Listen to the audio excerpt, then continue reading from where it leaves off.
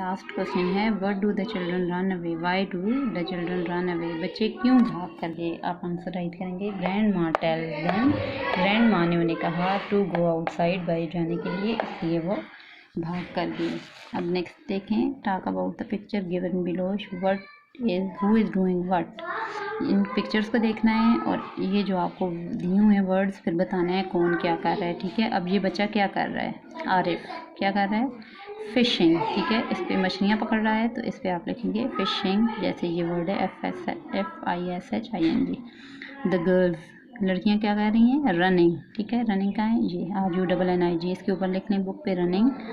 ये बच्ची क्या कर रही है, देखें ज़रा, रीडिंग READING। ये क्या कर रही है, कॉलिंग। ठीक है, कॉलिंग। ये क्या कर रही हैं,